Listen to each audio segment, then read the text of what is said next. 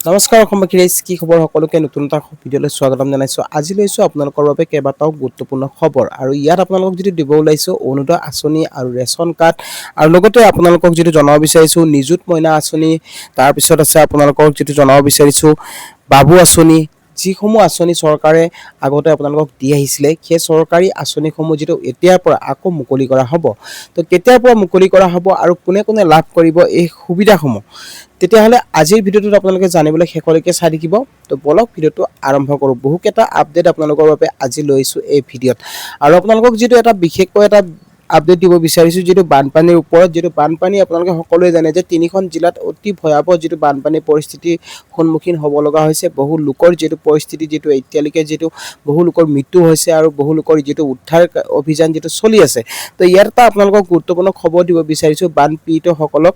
ইয়াত চৰকাৰে এটা ভাল পদক্ষেপ লৈছে, যিটো কৈছে যে তিনিখন জিলাত এতিয়াৰ পৰা আপোনালোকৰ যদি নেটৱৰ্কৰ সন্মুখীন হয়, ধৰি লওক আপোনাৰ মোবাইলত নেটৱৰ্ক নাই, তো নেটৱৰ্কৰ কাৰণে আপোনালোকে যদি চিন্তা কৰিব নালাগে, এই তিনিখন জিলাত আপোনালোকে নেটৱৰ্ক নহ'লেও আপুনি কথা পাতিব পাৰিব। তো কি সুবিধা কৰি দিছে চাওক, ইয়াত কৈছে যে শিৱসাগৰ, চৰাইদেউ, তাৰপিছত যোৰহাট জিলাত যিটো তিনিখন জিলাত যিটো ভয়াৱহ পৰিস্থিতি, যিটো তিনিখন জিলাত যিটো বানপানী হৈ আছে আৰু ইয়াত যিটো বানপানীৰ ভয়াৱহ পৰিস্থিতিৰ যিটো প্ৰতি লক্ষ্য ৰাখি যিটো চৰকাৰে এই পদক্ষেপ গ্ৰহণ কৰিছে। আৰু ইয়াত কৈছে যে ভাৰত চৰকাৰৰ দূৰসংযোগ বিভাগে এই জিলাসমূহৰ 2026 চনৰ 24 জুলাইলৈকে, মানে অহা 24 জুলাইলৈ এই সুবিধা লাভ কৰিব পাৰিব বানপীড়িতসকলে।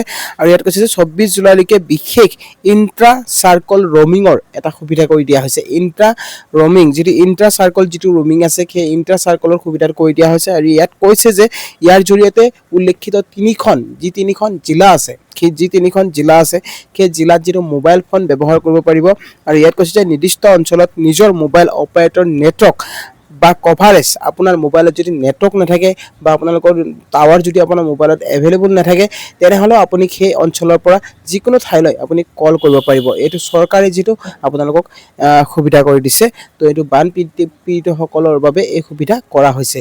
তো ইয়াত আপোনালোকে সকলোৱে জানে যিটো এই চৰাইদেউ, শিৱসাগৰ, যোৰহাট জিলাত যিটো ভয়াৱহ পৰিস্থিতি যিটো চলি আছে, তো বহু লোকৰ যিটো এতিয়ালৈকে মৃত্যু হৈছে আৰু অধিক লোক যিহেতু মৃত্যু হৈছে বা সেই লোকসকলক বিচাৰি অনুসন্ধান যিটো চলি আছে, কিন্তু এতিয়ালৈকে যিটো সন্ধান পোৱা নাই আৰু হয়তো বহু লোকৰ যিটো লোক ওলাব পাৰে। বা আৰু আপোনালোকক যিটো কৈছে যে তেখেতসকলক যিটো বান সাহায্য পৰিস্থিতি যিটো দিব চৰকাৰে দিম বুলি কৈছে আৰু বানপীড়িতসকলক সহায় কৰিম বুলিও কৈছে, যিটো কৰিব আৰু চৰকাৰে সহায় কৰি আছে।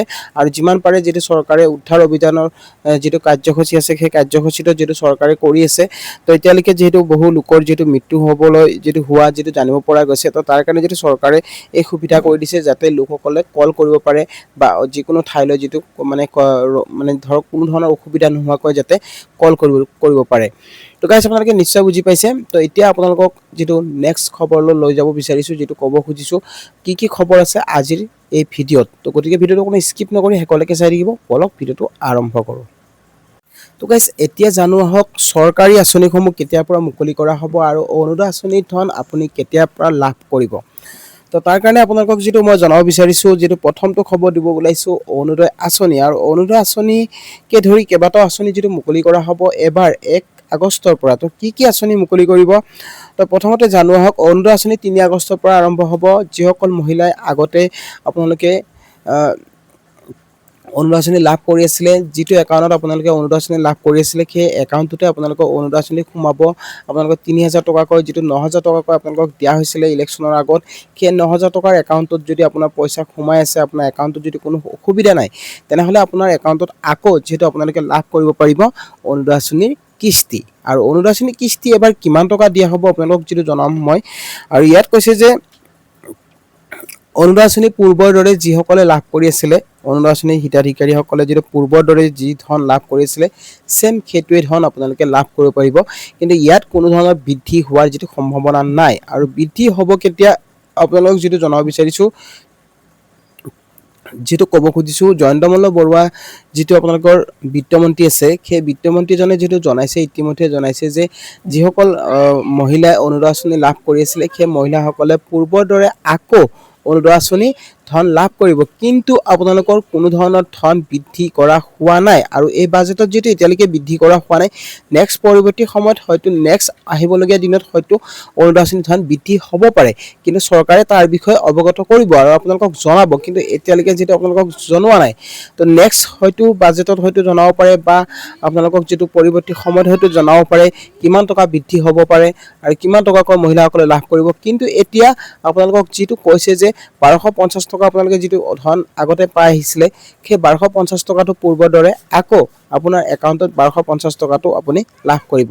কিন্তু কিমান টকা লাভ কৰিব, আপোনাৰ কিমানটা কিস্তি লাভ কৰিব, চাওক যে আপোনালোকক যিকেইটা পেণ্ডিং কিস্তি আছে সেই পেণ্ডিং কিস্তিকেইটা যিটো চৰকাৰে ৰিলিজ কৰিব আপোনালোকক দিব, কিন্তু আপোনাৰ একাউণ্টটো যদিহে শুদ্ধ হৈ আছে আৰু আপোনাৰ একাউণ্টটোত যদি কোনো অসুবিধা নাই, তেনেহ'লে আপুনি আকৌ আগৰ নিচিনাকৈ আপুনি অৰুণোদয় আঁচনিৰ ধন লাভ কৰিব পাৰিব।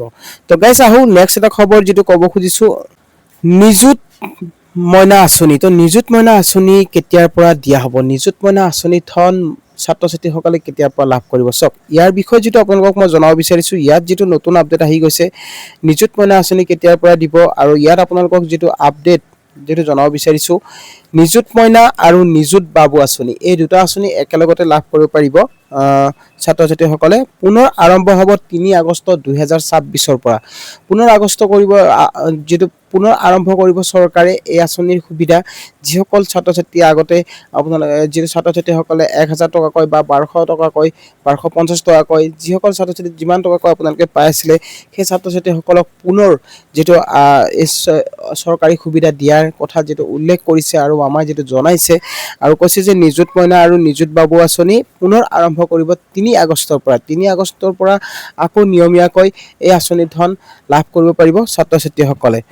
তো গাইজ, আপোনালোকে নিশ্চয় বুজি পাইছে। আৰু এটা ভাল খবৰ দিব বিচাৰিছোঁ, যিসকল ৰেচন কাৰ্ড থকা লোকসকলৰ বাবে, ঠিক আছে, যদি ৰেচন কাৰ্ড আপুনি লাভ কৰিছিলে, ৰেচন কাৰ্ডৰ যিটো চাউল, দাইল, চেনি আৰু নিমখ যিসকল হিতাধিকাৰী লাভ কৰি আছিলে, সেই হিতাধিকাৰীসকলে পূৰ্বৰ দৰে আকৌ আপোনালোকে যিটো লাভ কৰিব পাৰিব 1 আগষ্টৰ পৰা এই ৰেচন কাৰ্ডৰ সুবিধাসমূহ। আৰু ৰেচন কাৰ্ডৰ সুবিধাসমূহ কোনসকলে লাভ কৰিব, যিসকলৰ ৰেচন কাৰ্ড আপোনাৰ এক্টিভ হৈ আছে। আপোনাৰ ৰেচন কাৰ্ড যদি আধাৰ কাৰ্ডৰ লগত লিংক নাথাকে, তেনে ক্ষেত্ৰত হয়তো আপুনি নাপাব পাৰে। তো আপোনাৰ ৰেচন কাৰ্ডখন আধাৰৰ লগত লিংক হৈ আছেনে নাই আপুনি সেই বস্তুটো চেক কৰিব, আৰু আপোনাৰ একাউণ্টটো আপোনাৰ ৰেচন কাৰ্ডখনত আপোনাৰ কেইজন পৰিয়াল আছে সেই বস্তুটো আপোনালোকে চেক কৰিব। যদি 4জনতকৈ অধিক পৰিয়াল থাকে, তেনে ক্ষেত্ৰত আপুনি ৰেচন কাৰ্ড হয়তো লাভ নকৰিব পাৰে সুবিধা। তো বহু লোকৰ ৰেচন কাৰ্ডৰ নাম কাটিব পাৰে চৰকাৰে, যিহেতু কৈছে যে ৰেচন কাৰ্ড হ'লে নহ'ব, আপোনাৰ ৰেচন কাৰ্ডখন আধাৰৰ লগত লিংক হ'ব লাগিব। যদিহে আপুনি আধাৰৰ লগত লিংক নকৰে, তেনে ক্ষেত্ৰত আপোনাৰ ৰেচন কাৰ্ডখন বন্ধ হৈ যাব পাৰে। তো সেইকাৰণে কৈছোঁ, আপোনালোকে এতিয়াই যাওক, আপোনাৰ কণ্ট্ৰল দোকানীৰ সৈতে যোগাযোগ কৰক আৰু আপোনাৰ ৰেচন কাৰ্ডখন আপুনি যদি লিংক কৰোৱা নাই, তেনেহ'লে লিংক কৰাই লওক। আধাৰৰ লগত বেংক একাউণ্ট আপোনাৰ ছেটিং কৰাব লাগিব। তো গোটেইখিনি বস্তু আপোনাৰ আপ টু ডেট হ'ব লাগিব, তেতিয়াহে আপুনি ৰেচন কাৰ্ডৰ সুবিধা লাভ কৰিব পাৰিব। আৰু অহা 1 আগষ্টৰ পৰা ৰেচন কাৰ্ডৰ হিতাধিকাৰীসকলে চাউলৰ লগতে চেনি, দাইল, নিমখ নিয়মীয়াভাৱে আগৰ নিচিনাকৈ লাভ কৰিব পাৰিব, যিটো মামাই এই কথা যিটো জনাইছে। আৰু যিটো জনাব বিচাৰিছোঁ, জীৱন প্ৰেৰণা আঁচনি পুনৰ আৰম্ভ হ'ব ছেপ্টেম্বৰ। জীৱন প্ৰেৰণা আঁচনি যিসকল হিতাধিকাৰী লাভ কৰি আছিলে, সেই হিতাধিকাৰীসকলৰ বাবে আহিছে ভাল খবৰ। জীৱন প্ৰেৰণা আঁচনি আকৌ লাভ কৰিব। ইয়াত যিটো কৈছে যে মানে জীৱন প্ৰেৰণা আঁচনি মানে আপোনালোকে সকলোৱে জানে, যিটো বৃদ্ধ আঁচনি, যিটো বিধৱা পেঞ্চন দিয়া হয়, সেই আঁচনি যিটো মুকলি কৰা হ'ব। ইয়াত কৈছে যে 2026 ছেপ্টেম্বৰ মাহৰ পৰা আকৌ লাভ কৰিব জীৱন প্ৰেৰণা আঁচনিৰ সুবিধা। তো গাইছ, আপোনালোকে নিশ্চয় বুজি পাইছে। আৰু আপোনালোকক যদি জনাব বিচাৰিছোঁ, আগষ্ট মাহৰ পৰা পুনৰ বিতৰণ হ'ব অৰুণোদয় আঁচনিৰ ধন, আৰু লগতে যোগ্য হিতাধিকাৰী লাভ কৰিব এই ধন। অযোগ্য হিতাধিকাৰীসকলৰ নাম বাদ পৰিব পাৰে। যদিহে আপুনি অযোগ্য হিতাধিকাৰী হয়, তেনেহ'লে আপোনাৰ নাম বাদ পৰিব পাৰে। তো কেনেকৈ আপুনি অযোগ্য হ'ব, চাওক, বহু লোকৰ অৰুণোদয় আঁচনিৰ যিটো আধাৰ ছেডিং নাই, আপোনাৰ যদি আপোনাৰ ছেডিং নাথাকে, আপোনাৰ বেংকৰ লগত বা আপোনাৰ যিটো অৰুণোদয় আঁচনি আবেদন কৰাৰ সময়ত আপুনি যিটো মোবাইল নম্বৰ দিছিলে, সেই মোবাইল নম্বৰটো আপুনি ভুলকৈ দিছে নেকি, সেই বস্তুটো আপোনালোকে চাই ল'ব। যদিহে আপুনি বেলেগৰ মোবাইল নম্বৰ ব্যৱহাৰ কৰিছিলে, তেনে ক্ষেত্ৰতো আপুনি অৰুণোদয় আঁচনিৰ পৰা বাদ পৰিব পাৰে। বা আপোনাৰ যিটো অৰুণোদয় আঁচনি আপোনাৰ ৰেচন কাৰ্ডৰ লগত লিংক হ'ব লাগিব, আপোনাৰ আধাৰ কাৰ্ড আপোনালোকৰ যিটো ছেটিং হ'ব লাগিব, বেংকৰ লগত লিংক হ'ব লাগিব।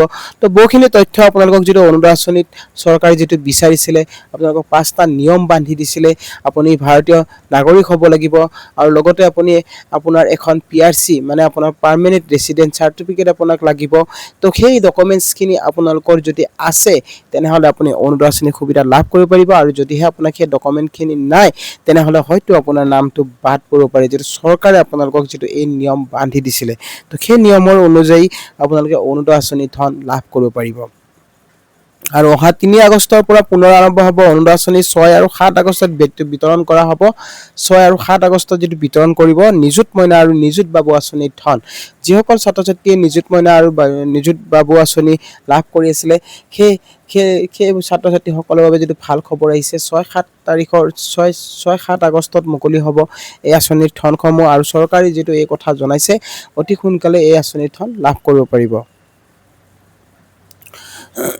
আৰু আপোনালোকক যদি ইয়াত এটা আপডেট দিব বিচাৰিছো 3 আগষ্টৰ পৰা অৰুণোদয় একাউণ্টত পুনে সোমাব 1250 টকা আৰু 1250 টকা আপুনি লাভ কৰিব কোনো ধৰণৰ ধন বৃদ্ধি হোৱা নাই এতিয়ালৈকে যদি চৰকাৰে জানিব দিছে লাভ কৰিব ৰেচন কাৰ্ডৰ সুবিধা আৰু নিযুত মইনা আঁচনি আৰু নিযুত বাবু আঁচনি তো সকলোখিনি সুবিধা যেটো চৰকাৰে আগষ্ট মাহতে লাভ কৰিব পাৰিব তো আই হোপ আপোনালোকে নিশ্চয় ভিডিওটো বুজি পালে তো ভিডিওটো চাই কেনেকুৱা পালে জনাব ভাল পালে লাইক শেয়াৰ আৰু লগতে চেনেলটো যদি নতুনকৈ আহিছে তেনেহলে সাবস্ক্ৰাইব কৰি ৰাখিব আৰু কাষত থকা বেল আইকনটো প্ৰেছ কৰি দিব নাপাহৰিব যাতে এনেকুৱা ধৰণৰ নতুন ইনফৰমেশ্যন আহিলে সকলোতকৈ আগত পাই থাকে তো গাইস আজিলৈ মানে জয় আই অসম